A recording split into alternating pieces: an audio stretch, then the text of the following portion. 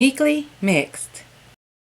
We know that they not only knew that there wasn't a case, but they continued to investigate and spy, and yes, I use the word spy, on Trump campaign officials, and actually even doing things when this president was sworn in and after that, and doing it in an inappropriate manner. You're going to see a couple of other documents come out in the coming days that will suggest that not only was the campaign spied on, but the FBI did not act appropriately as they were investigating. It's all starting to unravel, and I tell you, it's time that people go to jail and people are indicted.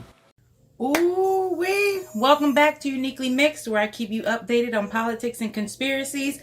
In this series, we are talking about the biggest spy case in history going on right now, besides the Nixon case back in 1972 or something like that. We are talking about Obama spying on Trump back in 2016 with Hillary and Biden and the whole FBI, the U.S. FBI, you guys. This is the biggest crime happening right now. So let's get straight into it, you guys. We have another good one for you today. As you can tell, we got people going to jail, okay? And we have some PO'd Americans that want to get down to the bottom of this. So what we're going to do is we're going to flash back to 2016, where Hillary and Trump were debating.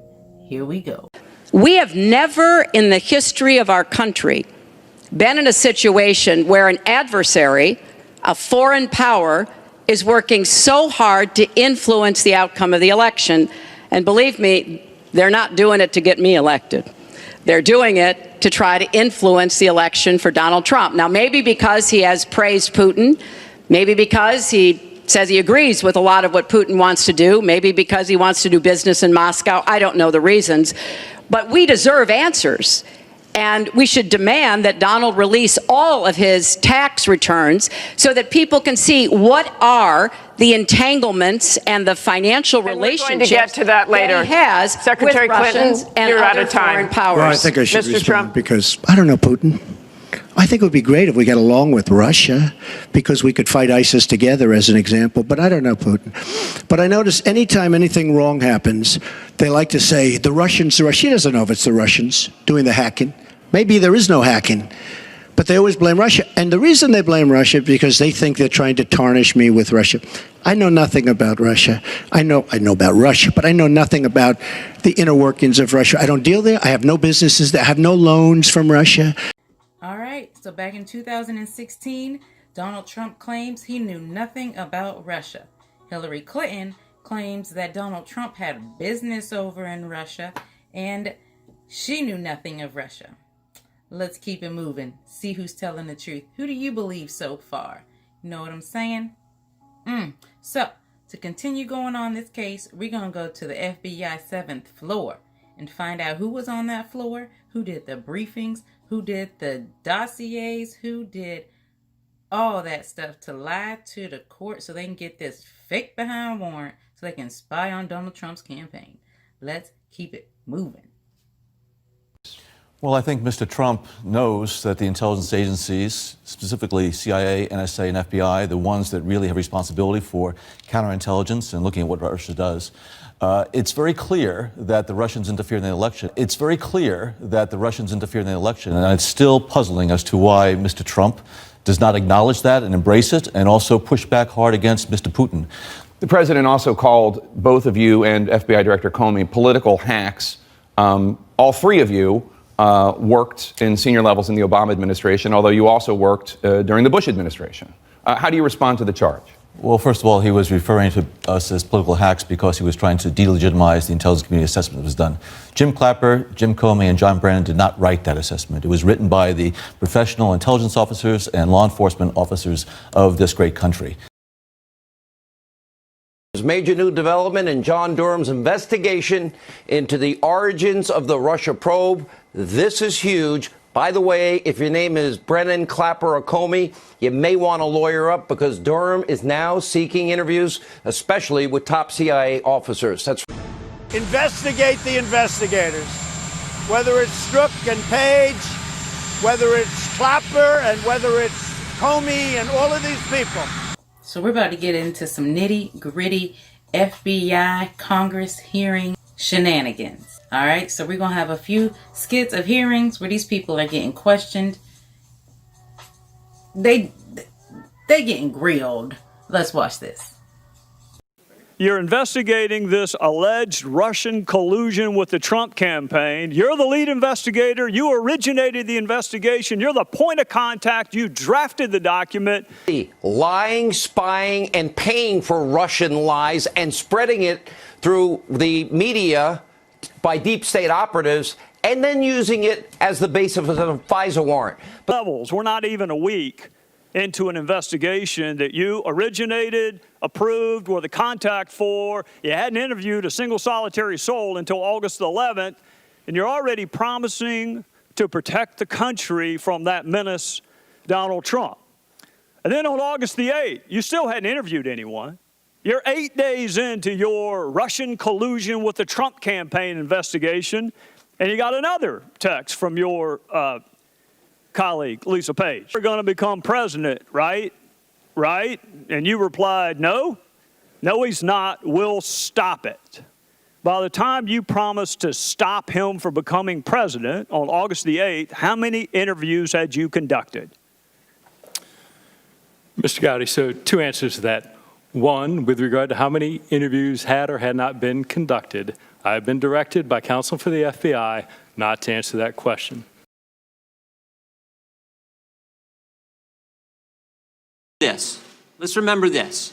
In 2016, the FBI did something they probably haven't done before. They spied on 2 American citizens associated with a presidential campaign, George Papadopoulos and Carter Page. With Carter Page, they went to the FISA court.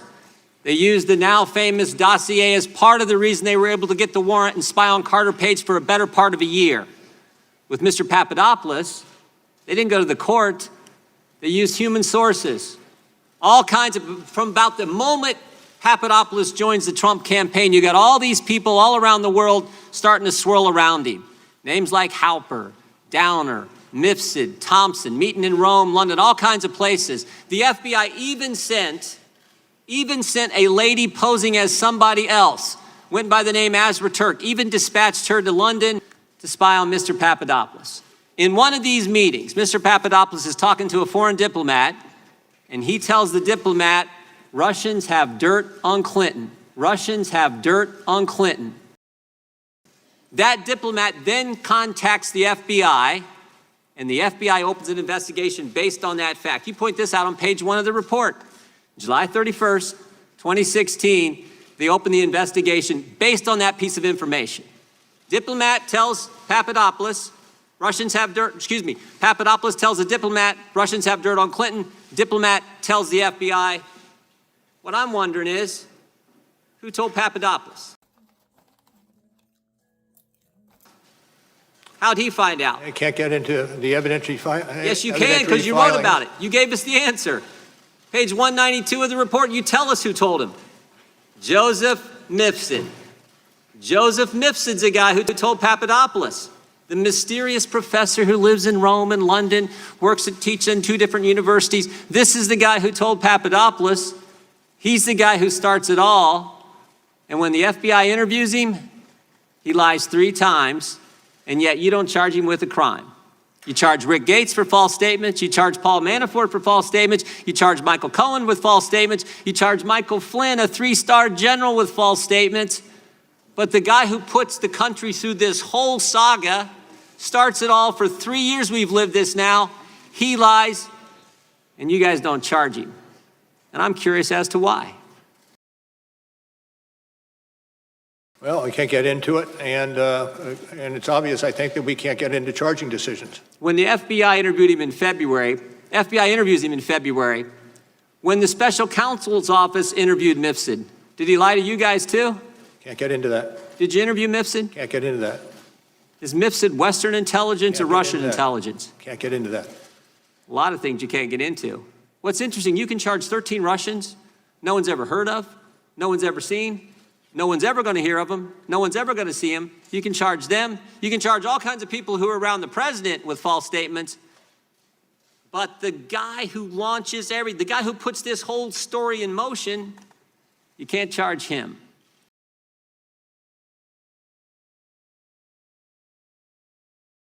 We have never in the history of our country been in a situation where an adversary, a foreign power, is working so hard to influence the outcome of the election. And believe me, they're not doing it to get me elected. Now, maybe because he has praised Putin, maybe because he says he agrees with a lot of what Putin wants to do, maybe because he wants to do business in Moscow. I don't know the reasons, but we deserve answers. Mr. Trump. Because I don't know Putin. But I notice anytime anything wrong happens, they like to say the Russians. She doesn't know if it's the Russians doing the hacking. Maybe there is no hacking. The only one on a phone call with Russia looking for disinformation is you in a hoax. The only one that paid for Russian lies is your candidate, Hillary. Your candidate, Hillary. Forward to 2016, 4 counterintelligence investigations opened by the FBI against the Trump campaign. They never tell him about it, so he can fix it. They give him a generic briefing about general threats you need to watch out for as a campaign. Not only did they not mention Flynn, Papadopoulos, Manafort, any of the people, they sent an FBI agent into the generic briefing to spy on Flynn and Trump to monitor their behavior when they gave them the general briefing, and did a 302 summary of the defensive briefing. They used it as a way to spy on Trump, and they informed Clinton about the problem she was facing so she could fix it. The ultimate double standard. 675 days, 2,800 subpoenas, 500 search warrants, 500 witnesses, 230 orders for communication records, 19 hyper-partisan anti-Trump investigators, and all Democratic donors, even Hillary Clinton's attorney, the worst attorney, Andrew Weissman, on the face of the earth, over $25 million spent. And even Mueller's team found no collusion. Instead, they were only able to produce a 400 and some odd page document filled with smears, insinuation, and even took an edited tape of the Trump attorney, Dowd, out of context. A heavily edited voicemail to make attorney John Dowd look bad. Wow. A total mischaracterization of Manafort's business associate. The Mueller report totally admitted Fusion GPS. They were complicit in paying for the Russian lies and propaganda. They hired Steele on behalf of Clinton. And that's only the tip of the iceberg that they missed. And how could they not investigate the phony Russian dossier if you're investigating Russia interference in 2016?